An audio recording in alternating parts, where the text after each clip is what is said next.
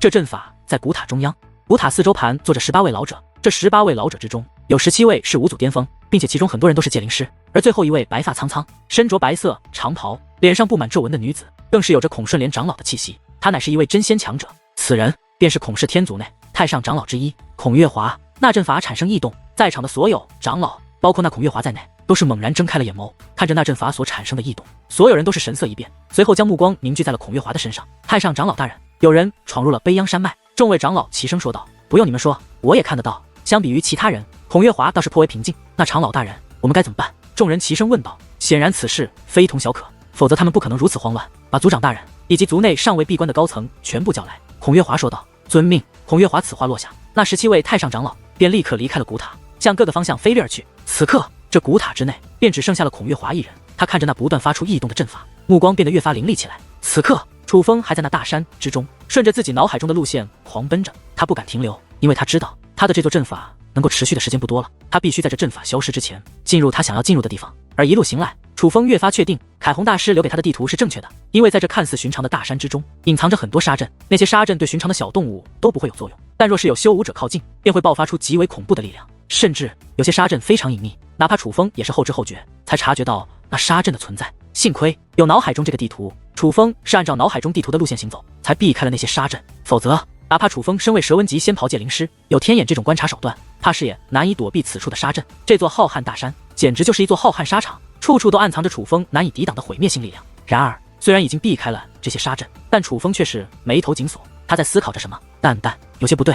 忽然楚风凝重地说道。怎么了？哪里不对？女王大人问道。我有一种感觉，这大山之中不仅密布沙阵，似乎还隐藏着一座非常厉害的感应阵法，我很可能已经被发现了。楚风说道。那可怎么办？他们不会进来抓你吧？现在撤出去还来得及吗？听楚风这么一说，女王大人也是慌了，毕竟这里不是其他地方，而是百炼凡界内最强大的势力之一孔氏天族啊！这里的高手实在太多，就连真仙强者也有，而能够抹杀楚风的人也就更多了。如果说楚风真的只是到此处做客，孔氏天族出于外界压力，怕是不敢对楚风如何。可是先前来到此处的时候，淡淡于楚风意外的发现，此处虽然不是对外宣称的什么禁地，但是看守却是异常的森严，竟全是五祖巅峰的强者在镇守，甚至就连封锁此处的结界也是非常厉害的一种。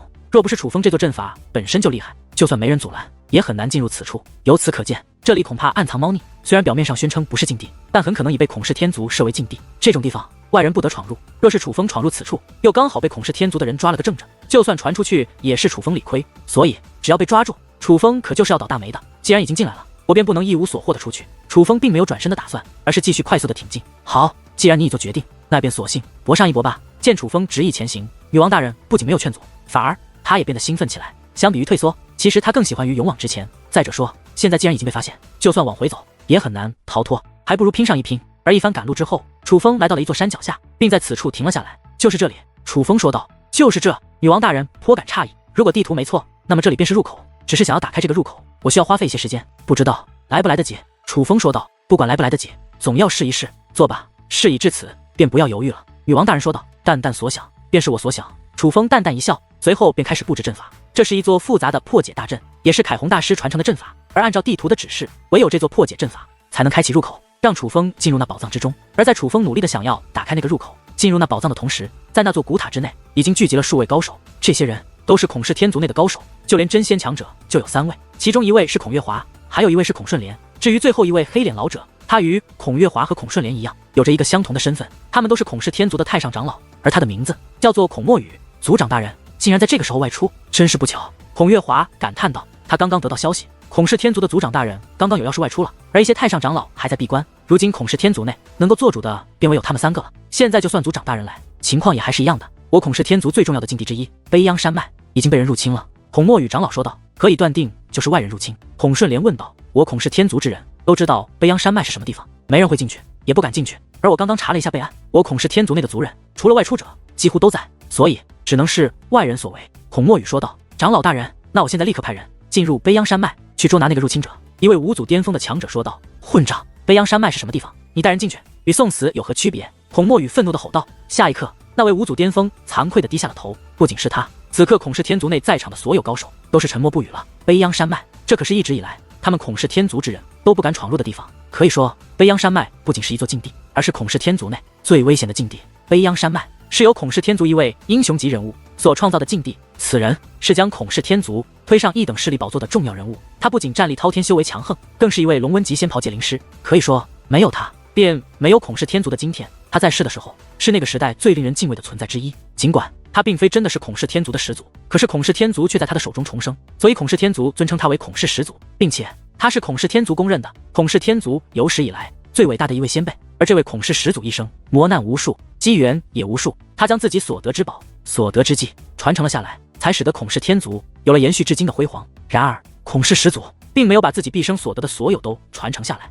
他还留下了一小部分，那一小部分就被他藏在了卑央山脉之中，并且他在卑央山脉布下了大阵。他说，唯有孔氏天族最优秀的人才能获得他的所有传承，唯有获得所有他传承的人才是他所认可的后辈。只为了这一句话，孔氏天族历代以来不知多少精彩绝艳之辈踏入卑央山脉，然而结果却是悲惨的。只因为想要得到孔氏始祖的所有传承，只为了成为他所认可的后辈，很多可以纵横百炼凡界，成为一代天骄的孔氏天族天才都陨落在了卑央山脉之中。后来为了避免悲剧不断发生，孔氏天族当时的族长与诸位太上长老商讨后决定，封卑央山脉为禁区，除非孔氏天族之中能够出现修为在真仙境、结界之术在龙纹级仙袍界灵师的人物，否则任何人都不准许再踏入卑央山脉，因为那里简直就是天才的藏地。3位长老大人恕后辈直言，卑央山脉埋藏的宝藏，除了我孔氏天族的人，外人本不知晓。现在竟有外人闯入，不知可否认定为我孔氏天族内已出现了叛徒，孔氏天族的一位半祖巅峰强者凝重地说道。此事自然是我族人传出去的，但是现在还不是追究这个的时候，而是那个胆大包天的闯入者。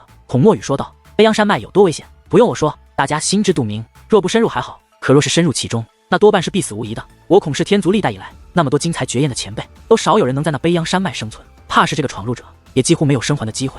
所以大家倒也不必太过担心，也许根本不用我们出手，他就会死在其中。我们要相信始祖大人的力量。孔月华说道。是啊，那可是卑央山脉啊，我孔氏天族那么多天才都不敢深入，何况是一个外人。对于孔月华的这番话，孔氏天族众人纷纷表示赞同。最重要的是，他们心有傲气，觉得他孔氏天族的人都做不到的事，就没有其他人可以做到了。但是按照这阵法显示，此人已经潜入多时，并且现在还活着，怕是来头不小啊。有人担心地说道。因为历代以来，凡是有孔氏天族的人准备挑战卑央山脉，当时族中之人都会通过这个阵法来观察卑央山脉的情况，而深入卑央山脉后，存活时间越久的人，往往越代表着实力越强的人。所以历代以来进入卑央山脉者，存活时间到底多久，在孔氏天族都有记载，甚至如同课本一般，每个孔氏天族的人都是知晓。若按照时间来推断一个人的强弱的话，那么这位闯入者显然实力很强。若是按此推断，此人的确非同小可呀。孔氏天族的众人又开始担忧起来。大家不要忘记，百炼凡界是什么地方？这里不仅有着名扬已久的老怪物，还有着许多并没有名气但却闭关苦练的家伙们。他们要么不出世还好，只要出世便皆是能够掀起一场血雨腥风的人物。而土生土长在我百炼凡界的人不谈，这么多年了，莫说其他凡界，就算是上界来到我百炼凡界的高手，也是数不胜数。正所谓天外有天，人外有人，修武者的世界从来就不缺乏真正的高手，所以我们不能轻视任何人。而眼下这位闯入者，他竟能够在不被任何人察觉的情况下闯入这卑央山脉，便足以证明他的强横。若不是始祖大人留下了这座阵法，恐怕就算是那人离开，我们也不会发现他已经闯入过卑央山脉。所以今日之事，我们绝对不能掉以轻心，万万不可大意。相反，我们必须严阵以待，做好万全之策，因为搞不好这不仅是有人擅闯禁地这么简单，还可能是我孔氏天族的一个灾难。孔顺莲异常凝重地说道。太上长老大人，真的有这么严重吗？听得孔顺莲这番话后，孔氏天族的许多人都冒出了一身冷汗。毕竟若是按孔顺莲这么来说的话，那可闯入者可不是什么默默无闻的小毛贼，而是能够掀起血雨腥风的恐怖存在。顺莲，那么依你看，我们现在该怎么做？孔墨雨眉毛轻挑，淡淡的问道。现在此处由月华长老盯着，我们2人去卑央山脉入口守着，万一那位还能活着出来，怕是免不了一场大战。孔顺莲说道。你我同去，真的要如此吗？孔墨雨笑得有些轻蔑，显然相比于孔顺莲的郑重，他对那位不知身份的闯入者还充满了轻视，以防万一。孔顺莲说道。顺莲啊，我不得不说，这么多年了，你还是如当初一般，这般的杞人忧天。的确，我不可否认，你所说的天外有天，人外有人，这个世界的确是卧虎藏龙，比我孔氏天族强大的势力那也有着许多。但是这里是什么地方？这里是百炼凡界，在这百炼凡界内，谁能与我孔氏天族抗衡？孔墨雨说道。我说了，只是以防万一，也许那个人根本走不出卑央山脉，也许就算他走出来，也是一个真仙级别以下的人物，但是万一他能走出卑央山脉，又是一位真仙强者呢？孔顺莲问道。就算他是真仙强者，也走不出我孔氏天族。孔墨雨说道。2位太上长老争论不断，而孔月华似乎早就习惯了这种场面，倒也是不插嘴不阻拦，而是将其目光再度凝向了那座阵法，仔细的观察起来。不妙！忽然之间，孔月华那平静的脸上涌现出无比吃惊之色。月华长老，怎么了？孔顺莲与孔墨雨一同问道。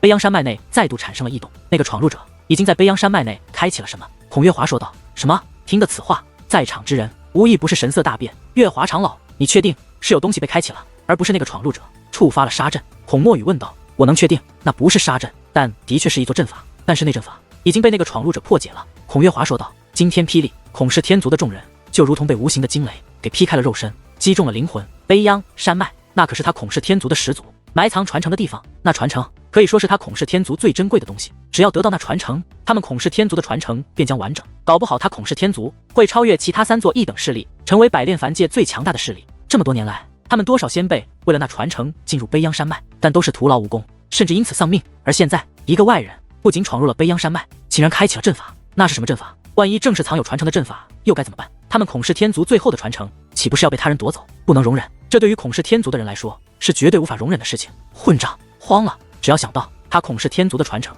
很可能会被他人夺走，孔氏天族的每一个人都是愤怒不已，却又不知所措。那可是他孔氏天族的东西，那可是他孔氏天族的始祖留给他们的传承，怎能被外人夺走？现在你们相信我说的了。孔顺莲扫视众人一眼，随后便向外行去。他是准备去那悲央山脉门口，等着那个闯入者离去的时候，还将他给堵住。此人罪不可恕。孔墨雨说话间也是向外行去。事到如今，已经不用孔顺莲来劝，他自己便准备与孔顺莲联手。事到如今，他也是不得不正视那位闯入者。不对，然而就在这时，孔月华的目光却又是一变，在其眼眸之中涌现出了无比吃惊之色。怎么会这样？这怎么可能？孔月华紧紧地盯着那座阵法，满脸都是难以置信之色。月华长老又怎么了？见孔月华如此，就连孔顺莲与孔墨雨也是赶忙止步，不由得回头询问起来。他们从小便相识，孔月华是什么人，他们很清楚。这么多年了，都很少看孔月华流露出如现在这般震惊的表情。但是现在，在这种危机时刻，孔月华的脸上却流露出了这种表情。所以，只是孔月华的表情，便足以告诉他们一件事情：眼下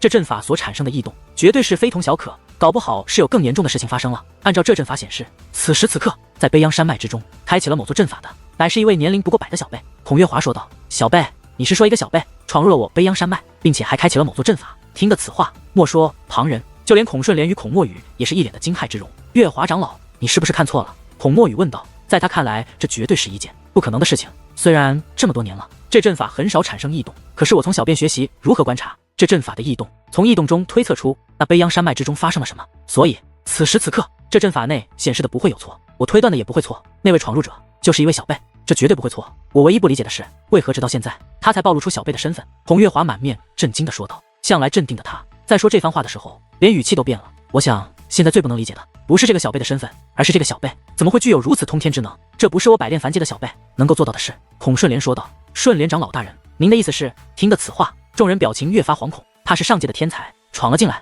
孔顺莲说道。只是这一句话，便让众人脸色苍白，甚至有的人已经不由得颤抖。上界天才，那是什么样的存在？先不说他的实力，怕是他的背景就极为恐怖。哪怕他孔氏天族在这百炼凡界内再过强大，可也不能与上界的势力抗衡啊。若非要比，那简直就是地与天的差别，那是得罪不起的存在啊。而与此同时，楚风正在那悲央山脉之中，并且凭借那座开启阵法，楚风已经成功的将那个入口打开了。当那入口开启之后，显示出现了一座阵法漩涡，漩涡之中一座大门缓缓升起。这座大门宽8米，高10米，大门很是古朴，也很是简单，似是石头打造而成，可却依然威严霸气。终于成功了！看着眼前这座门，楚风内心非常喜悦，可是他的脸上却很难洋溢起笑容，因为他还有着担忧。只是我的隐藏阵法也消失了，不知道在这里我是否已经暴露身份？楚风担心地说道。事已至此，已无退路，管他那么多，先进去再说。女王大人很是兴奋地说道。这是自然。楚风说话间，便将那座大门推开。那门虽然是凭空而立，可是当门被推开之后，浮现在楚风眼前的却是一个结界入口。楚风毫不犹豫地踏入了其中，踏入之后，他便融入了结界之内，消失不见。至于那座大门，则是缓缓关闭，紧随其后，又缓缓下沉，落入了之前的结界漩涡之中。很快的，这方天地恢复成了之前的平静，就好像楚风没有出现过，那结界阵法没有被开启过，一切都没有发生过。然而，在孔氏天族的古塔之内，人们的震惊却还在持续着。不见了！孔月华忽然说道。什么不见了？孔顺莲与孔墨雨一同问道。那个闯入者不见了，彻底消失了，所有异动都不见了。孔月华看着眼前这座阵法说道。那会不会是他被杀了？孔墨雨问道。可能是被杀了，但也可能是逃了，并且还有一种可能，那就是他进入了始祖大人留给我们的传承之地。孔月华说道。该死！这一刻，孔墨雨愤怒地大喊一声，随后整个人便爆发出了极为恐怖的气息。他携带着那恐怖的气息飞跃而出，瞬息便消失不见，唯有那恐怖的气息还残留在此处。他是去悲央山脉了。他害怕那闯入者逃离悲央山脉，所以是去悲央山脉的入口。掳着那个闯入者。月华长老，此处就交给你了，有何变化，记得派人通知我们。孔顺莲对孔月华说道，他是准备其协助孔墨雨一同镇守那卑央山脉的入口，此处有我在，你尽管放心。毕竟我从小就学习如何观察这座阵法，若是发生什么异动，我应该都能够观察得出来。不过话到此处，孔月华看向孔顺莲的目光有所变化，说道，相比于我们这里，那卑央山脉的入口才是最危险的地方，千万小心。是关本族传承，就算拼了老命，也不会让那个外来者走出孔氏天族。孔顺莲说完此话，也是身形一晃，便消失不见。月华长老，那我们现在该怎么做？众人对孔月华问道。事到如今，他们都意识到了事情的严重性，哪怕一个个都是位高权重的大人物，可此刻却也是难以掩饰心中的慌乱情绪。是福不是祸，是祸躲不过，此事尚且未定，也不要太过宣扬，以免造成不必要的恐慌。但是孔氏天族能够调动的所有战力，暂时都不许离开孔氏天族，做好随时应战的准备。另外发出消息，让外出的族长大人尽快赶回。孔月华说道。遵命。孔氏天族众人纷纷应道。此刻楚风已经进入了另一个空间，这个空间其实是一个浩瀚的宫殿，宫殿很大，但异常的昏暗。在这辽阔的走廊里，除了墙壁上镶嵌的那永不熄灭的火把之外，便没有一丝光亮。哪怕楚风有天眼这等观察手段，但可是距离也是非常有限。想一想外面那些恐怖的沙阵，楚风在这深邃而浩瀚的宫殿之中，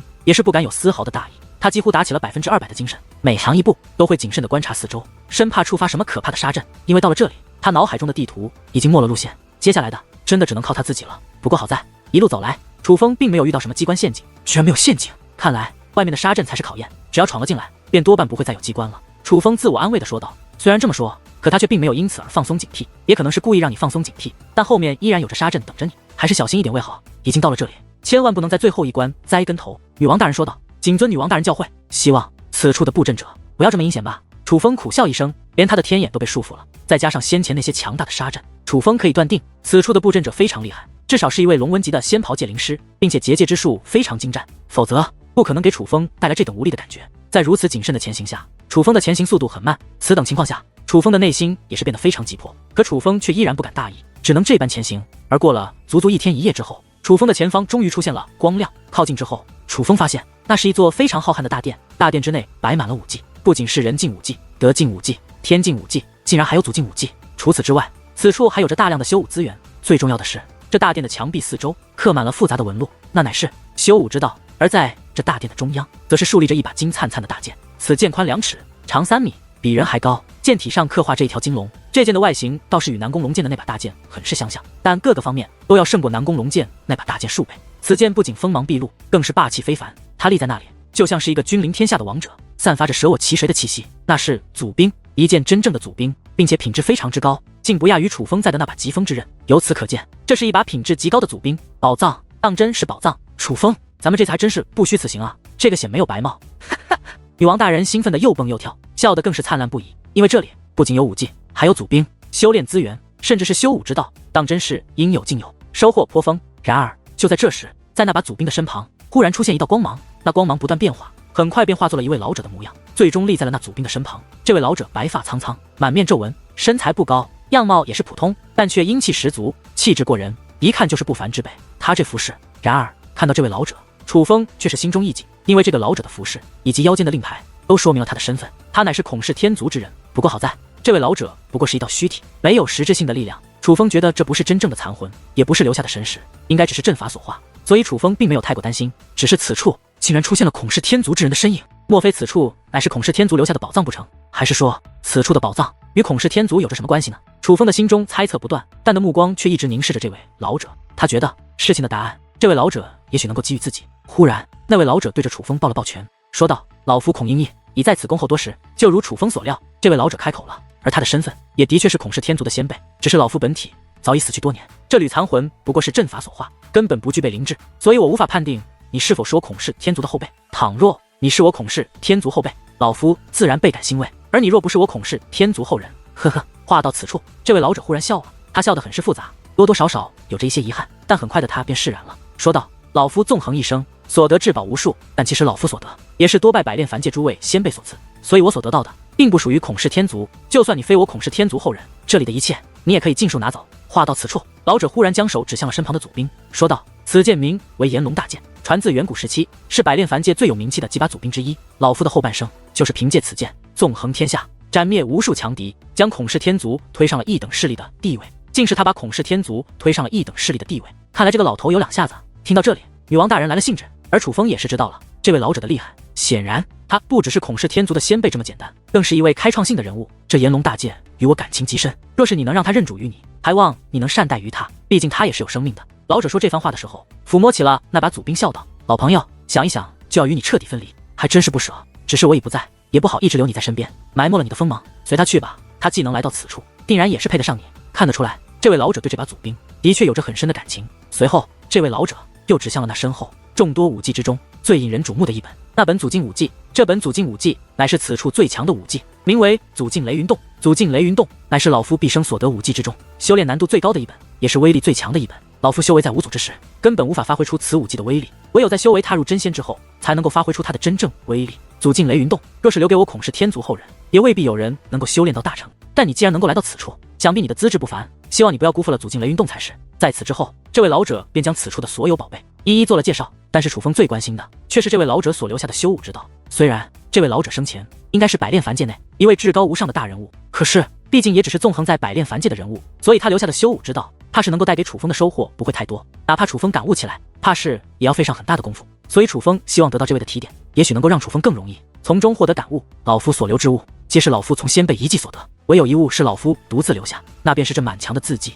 这字迹非寻常的字迹，乃是老夫用特殊手段将自己对修武之道的感悟刻画了出来。修武之道只可意会不可言传，所以想要传承可谓难上加难。但老夫既然留下这个传承之地，就必须做到真正的传承。这些乃是老夫用了1839年的时间刻画而成，只要你用心感悟，相信对你会有帮助。老者指着那满墙壁的纹路说道：1000年839年，那岂不是说将近2000年？此刻楚风内心颇感震惊，他忽然感到很是惭愧，觉得愧对眼前这位前辈。他先前只是觉得对方修为有限，便确定对方留下的修武之道定然也是有限，可是这些竟然是对方用了将近2000年留下的修武之道，这便让楚风对其肃然起敬。人生在世，寿命中有限，哪怕真仙强者活过万年很是容易，但这一生又能有多少2000年？心血，这用2000年时间留下的东西，绝对是这位前辈的心血。最后，老夫还有一句话要说。当把最后一样介绍完之后，老者忽然很是凝重地说道：你若是我孔氏天族之人，我自然希望你能够光宗耀祖，带领我孔氏天族走上新的巅峰。但你若并非我孔氏天族之人，得到这些，想必我族多半已然落寞。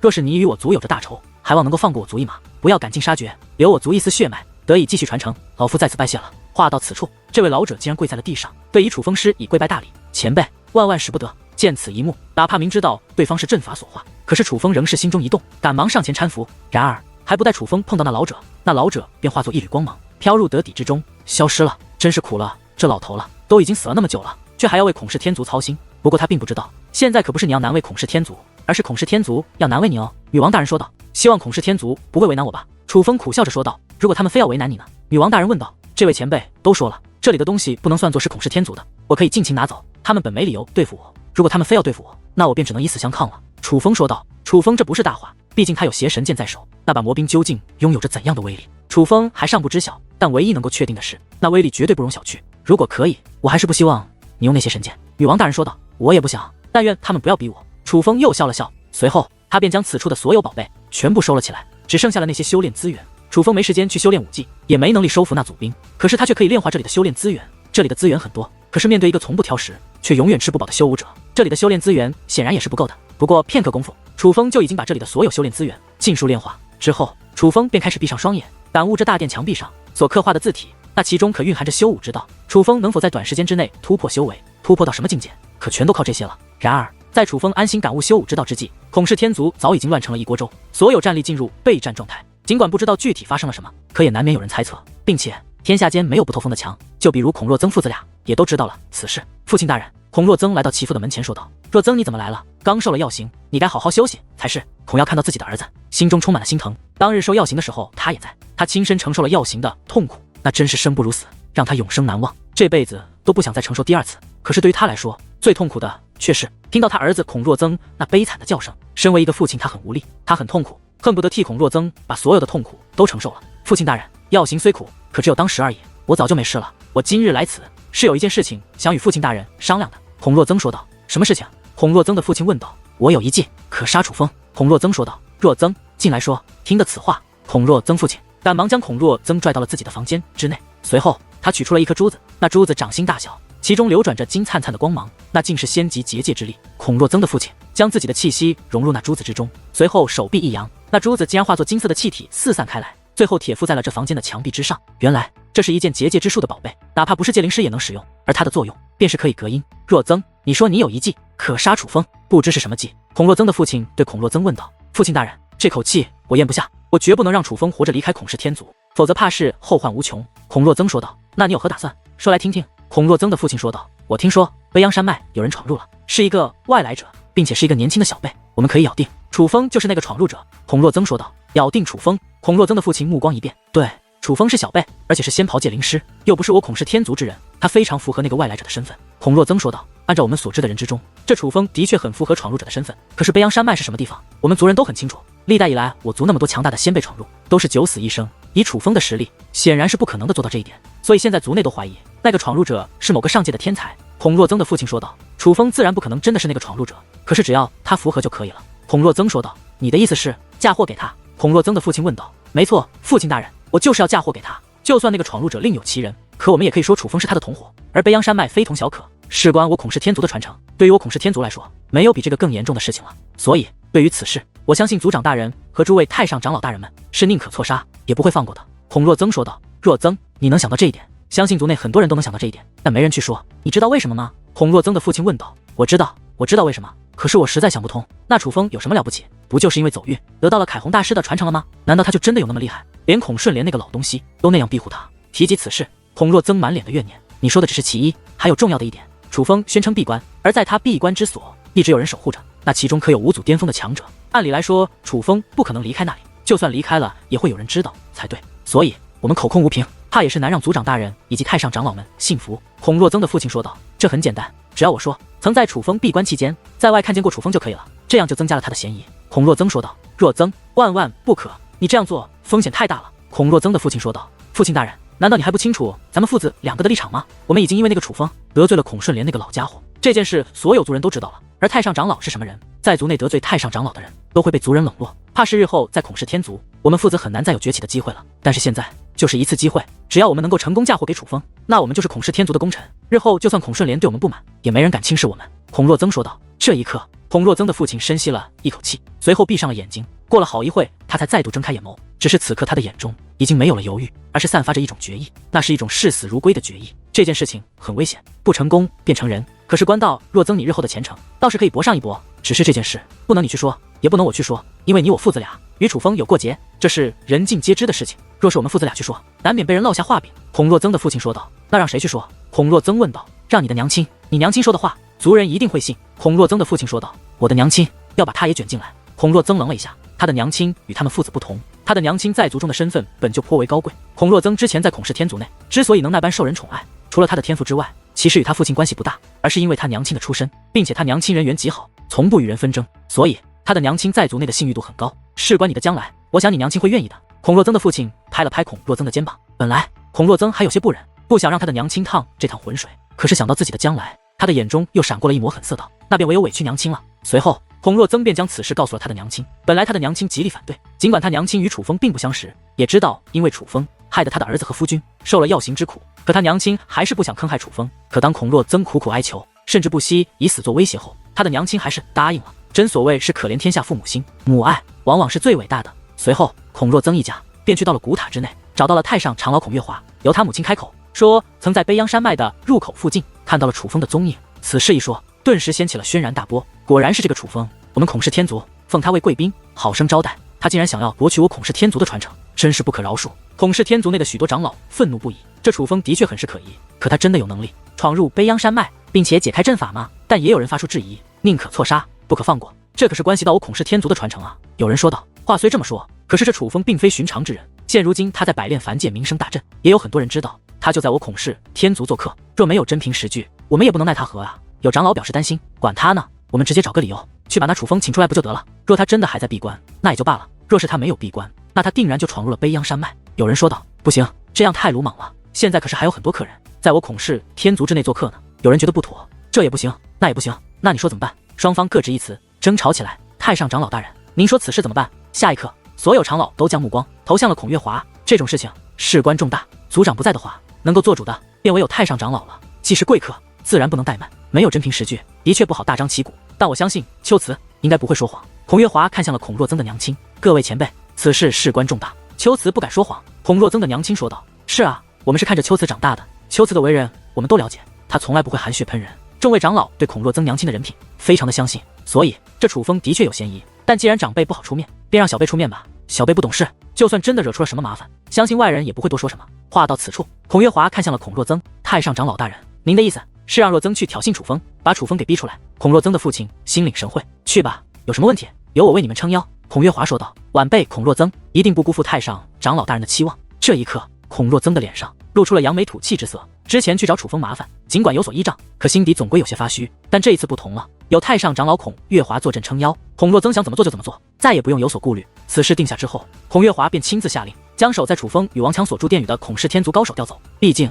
就算要让孔若增这个小辈去找楚风的麻烦，也不能太过明显，必须把高手调走，让外人以为孔若增是趁虚而入才行。随后，孔若增径直的来到了楚风所在的殿宇外。这一次，他没有在外呼喊，而是直接上前砸门，一拳出，涟漪四射，铁屑纷飞。这孔若增竟然使用武技，直接把这殿宇的大门给砸碎了。楚风，你给我滚出来！孔若增一边大声呼喊，一边向内行去。他已经知道楚风的闭关之所，所以来此的目的非常明确。我擦你妈！然而就在这时，一道身影忽然出现，拦住了孔若增的去路。此人自然便是王强。你妈的，你怎么这么没教养？大呼小叫不算，还他妈的破门而入，是不是上次那个药性你上瘾了，还想再受一次？王强很是不爽地盯着孔若增，尽管他在这里也是客人的身份，可这里毕竟是他的住所，这样被人碎了门，让他很是不爽。楚风在哪？让他滚出来！今日我非要挑战他不可。孔若增说道：“挑战我兄弟？你也配？”王强看着孔若增轻蔑的一笑，那笑容太贱了，哪怕旁观者看上一眼也会心生怒气，更何况是孔若增。此刻，孔若增气得脸色涨红，指着王强，狠狠的道：“滚开，否则休怪我对你不客气。”对我不客气？哟，小娃娃说大话，也不怕闪掉了门牙？就你这种货色，你强爷爷一只手就能打得你满地打滚，叫妈妈！王强笑嘻嘻地说道：“你还真是敬酒不吃罚酒。”孔若增说话间，手臂一扬，便要对王强出手。然而就在这时，九天之上忽然传来阵阵鸣，声音之刺耳，惊动天地。抬头一看，在那天空深处，乌云密布，雷霆闪烁。而那乌云面积虽不是很广，可滚滚翻腾之间，却40万千恶魔蛟织成的大军在天际奔腾，给人一种极为痛苦的压迫感，恐怖到令人窒息。但那闪烁在乌云之中的雷电，更是令人惊恐的根源。那雷太恐怖，绝对不是普通的雷，更像是龙。那是雷龙，威力无穷，可开天辟地，可灭众生。那是什么？这一刻，本欲出手的孔若增赶忙走出了殿宇之内，向天际观看起来。长这么大，他还从来没有见过此等景象，实在太过骇人。怎么回事？事实上，不仅是孔若增，就连孔氏天族的众位长老，甚至就连镇守在卑阳山脉入口处的孔顺莲以及孔墨雨两位真仙强者，望向天际那雷云，也是面露不安。太上长老大人，不好了！古塔的众人同样被惊到了，在外观看的人开始向孔月华禀告，什么事这般大呼小叫？孔月华本在专心盯着那阵法，根本没有闲心观看外面的情况。天有异象，怕是有一场浩劫出现在了我孔氏天族的上空。外面的长老满面惊恐地说道：“什么？”听得此话，哪怕孔月华也是赶忙起身，来到了古塔之外。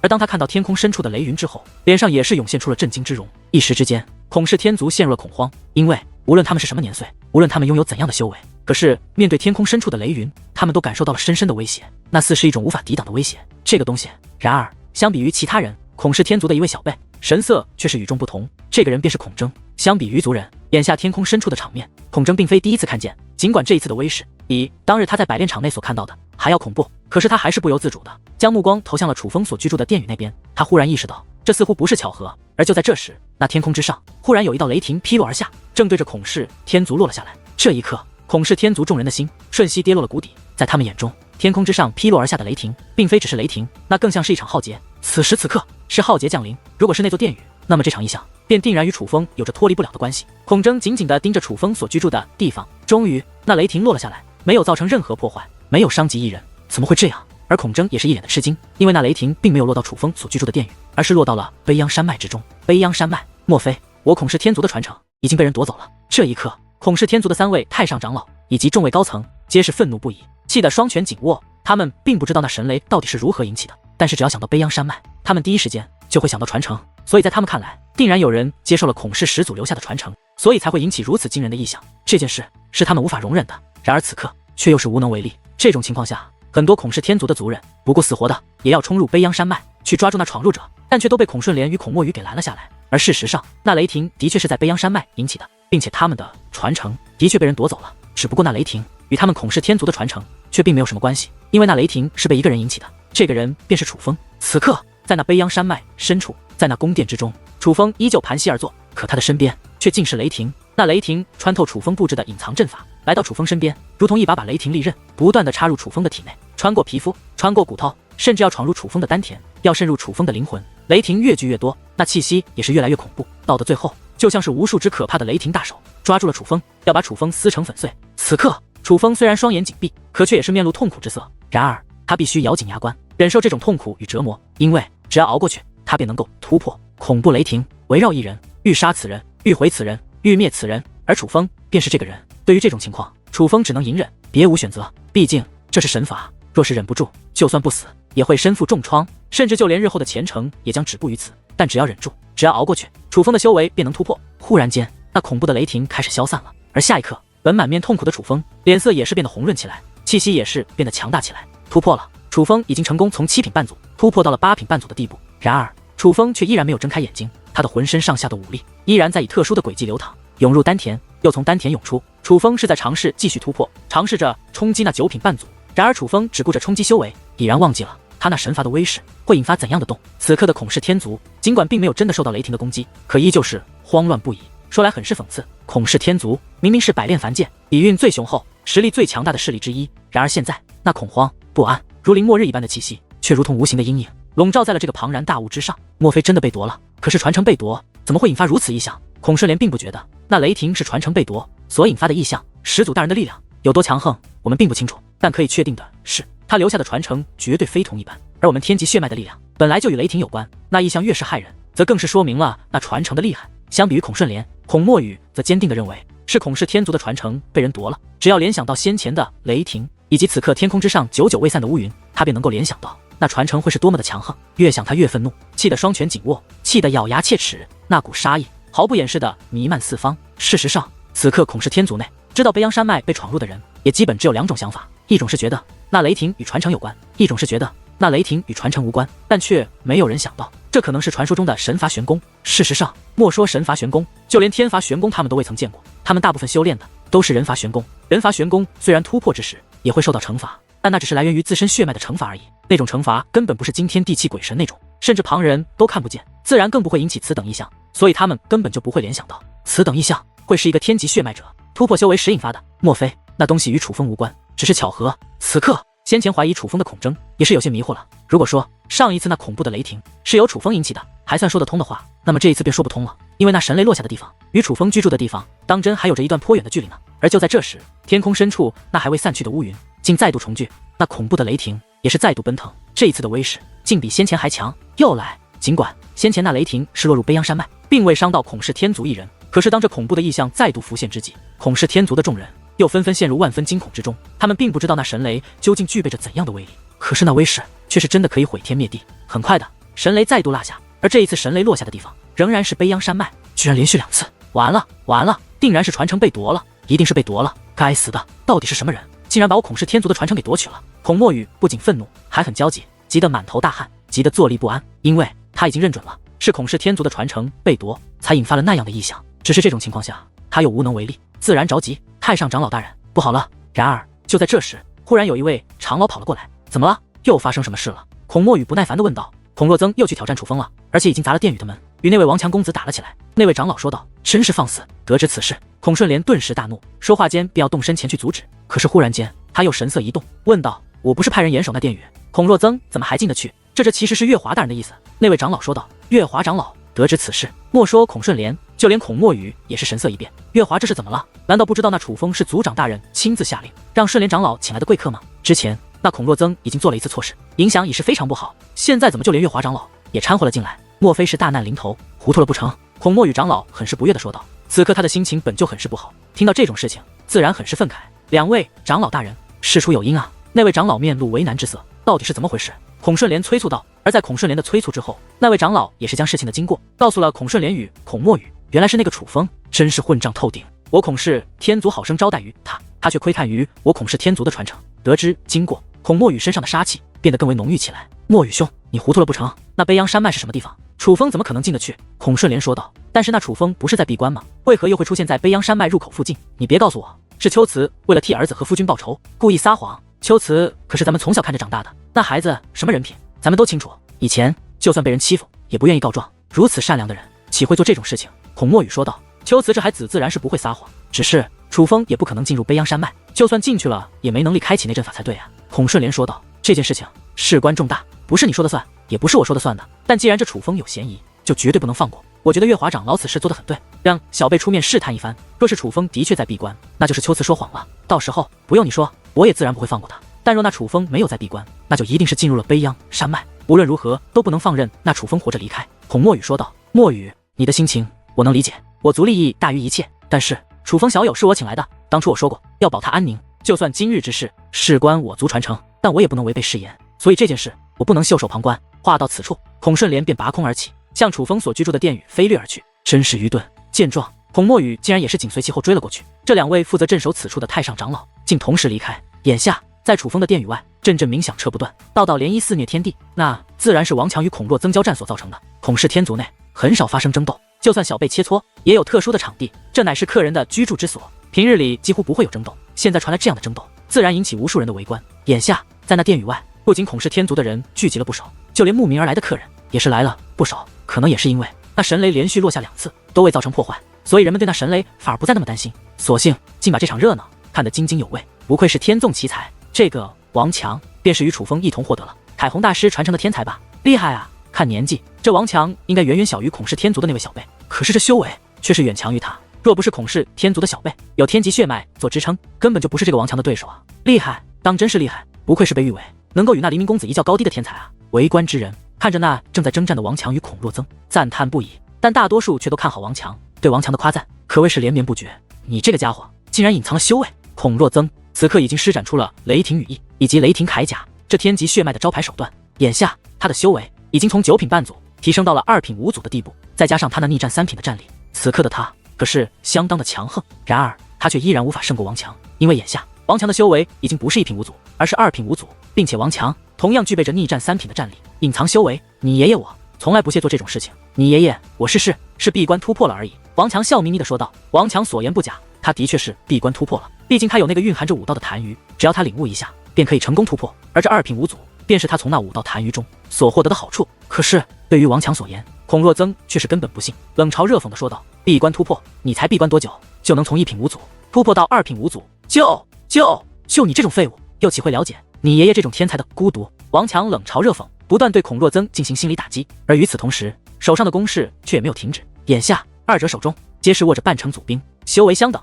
战力相等，战的也是热火朝天，难分高低。孔若增，你给我住手！就在此时，一声怒喝忽然响起，是孔顺莲。孔顺莲一出场，孔氏天族众人顿时肃然起敬，他们可都听说了之前孔若增挑衅楚风遭受药刑的事情，所以他们便都知道孔顺莲对楚风非常的维护。眼下他到场，怕是孔若增要倒霉。顺莲兄，不过是小辈切磋而已，你何必如此动怒？然而就在这时，孔墨雨也是紧随其后的跟了过来，把孔顺莲给拦了下来。孔墨雨现在与孔月华一样，怀疑楚风便是闯入者，而既然孔月华布下了这个局，他自然不会让孔顺莲破坏掉。这位前辈，没关系，我们只是切磋而已。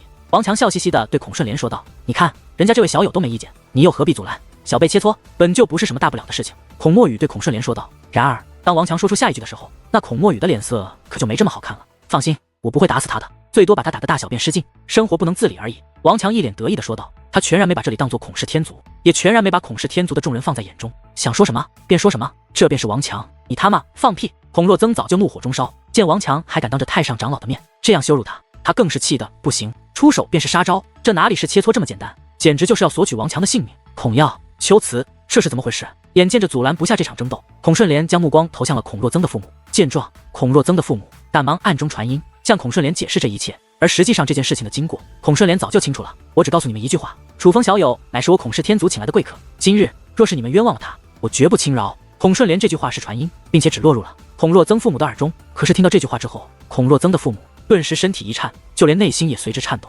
杀意，他们竟然在孔顺莲的话语之中感受到了杀意。认识孔顺莲这么久，他们还是第一次看见孔顺莲对同族之人动杀意的，并且那个人还是他们自己。事到如今，他们才真正的认识的严重性。可是已至此，他们也是没有了退路，只能咬定看到了楚风出现在了卑阳山脉的入口。好在他们的身后还有孔月华撑腰，所以他们倒也还挺得住。而因为有孔墨雨拦着，孔顺莲也无法阻止这场闹剧，只能也是作为旁观者一看究竟。只是此刻他的内心却也是没了底气，心中暗道：楚风小友，希望那个闯入者不是你，否则就算是老夫也无法保你啊。王强与孔若增战的难解难分，围观之人也是越来越多。虽然也有不少客人觉得孔氏天族小辈这样挑衅王强不好，但是这毕竟是一场天才的对决，所以乐于看热闹的人们倒也没说什么，反而是看得津津有味。然而对于这场争斗和危机，楚风却并不知道。此刻楚风还在卑阳山脉内的宫殿之中，他已经睁开了眼眸，而他的气息竟比先前还要强大，已经不是8品半祖，而是9品半祖。楚风连续突破2重修为，现在已经是一位真正的9品半祖，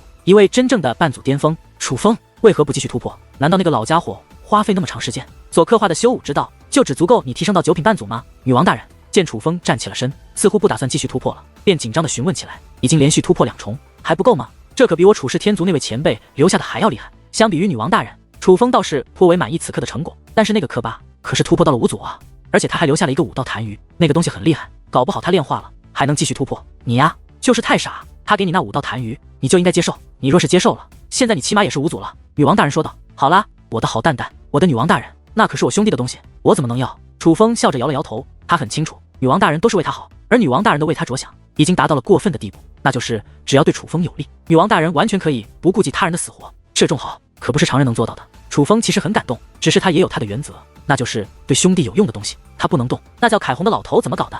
这2处宝藏的差距也未免太大了吧？女王大人仍在愤愤不平，她是真的生气了，不因别的，只因楚风获得的好处没有王强多。好了，我的女王大人，我们该离开此处了。楚风笑着安抚道，并且说话间便准备离开此处。年轻人，不要走。然而就在这时，忽然一道声音自楚风的身后传来，谁？是谁在说话？听得此话，楚风顿时心中一紧，因为那个声音很是阴沉。只是听的那个声音，楚风便有些毛骨悚然，而回头观望，楚风的内心则是更加的不安，因为他发现在他的身后竟是什么都没有。不要怕，我与你一样，都是孔氏天族的敌人。而就在这时，那阴沉的声音再度响起，不要怕，我与你一样，都是孔氏天族的敌人。而就在这时，那阴沉的声音再度响起，这一次楚风已经能够确定那声音传出的位置，可是哪怕楚风使用天眼这种强大的观察手段，竟也依旧难以从那个声音传出的位置发现半个人影。你到底是什么人？你为什么说我是孔氏天族的敌人？楚风凝声问道。这么说来，你并非孔氏天族的敌人，若是这样的话，那便不能让你活着离开了。话到此处，那个声音再度响起，只不过这一次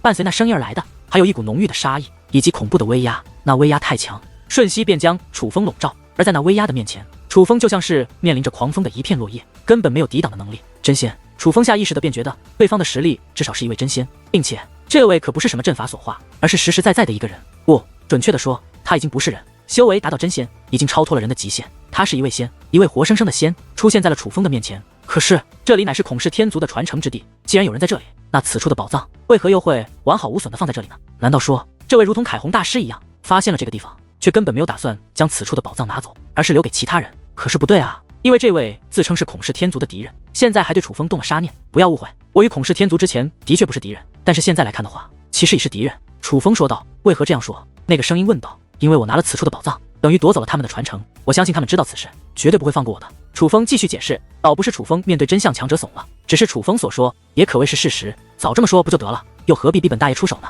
依照我看也是这样，因为以孔氏天族那小肚鸡肠的品行，绝对不会放过你。那个声音再度响起，那股杀气也是随之而去，只是那股威压却依然笼罩着楚风，封锁住了楚风的退路。前辈，你不想让我走，看来是有话对我说，那您可否先身见我？楚风问道。小鬼，看来你是一个聪明人，既然你是聪明人，那你应该想一想，本大爷为何不露面见你？那个声音说道。莫非前辈无法现身？楚风问道。没错，本大爷现在的确是身不由己。那个声音说道。那不知前辈是何许人也，为何会来到此处？楚风再度问道。本大爷之名你肯定听过，所以我劝你最好心理准备，因为本大爷怕我说出来之后会吓到你。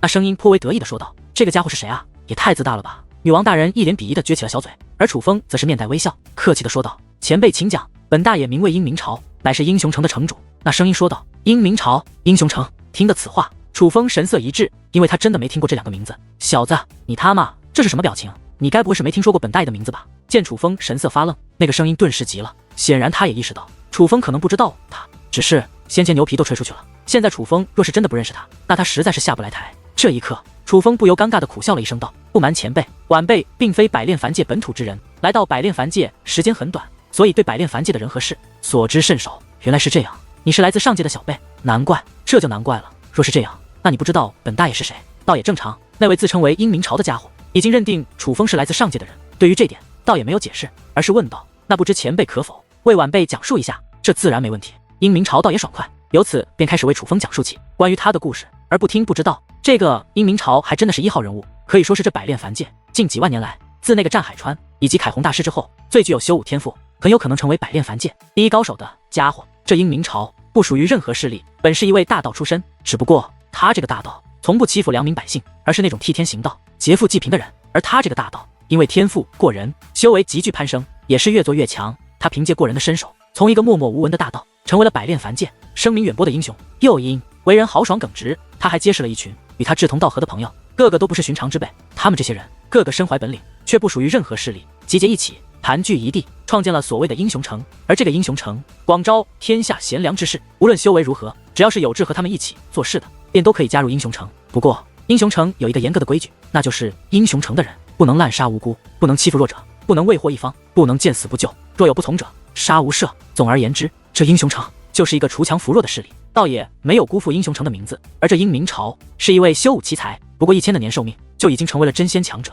被誉为是自战海川、凯宏大师之后最有希望站在百炼凡界巅峰的存在。一时之间，英雄城也是风头极盛，又因很得民心，势力是越来越大。所有人都认为英雄城是百炼凡界又一座一等势力，并且是将来可以凌驾于孔氏天族、周氏天族、仗剑仙门以及佛光天寺，成为百炼凡界最强的势力。英雄城既然如此有名气，我不该没有耳闻才是。楚风说道：“小子，你是觉得本大爷在和你说谎？你可以去打听打听，我英明朝什么时候说过谎话，什么时候吹过牛皮？我向来说一不二，向来说到做到。”英明朝的声音很是不悦，甚至有点激动。看来他很不喜欢楚风对他产生质疑。前辈，您的实力摆在这里，晚辈怎会怀疑您说的话？可是晚辈没有听过您的事迹，没有听过英雄城也是事实，正因如此才是可以。所以这会不会与您为何待在这里有关系呢？楚风问道。看来我英雄城已经不在了呀。听着楚风这么一说，那英明朝的声音顿时变得低落起来，随后他竟冷笑一声道：“孔氏天族、周氏天族，你们果然够狠。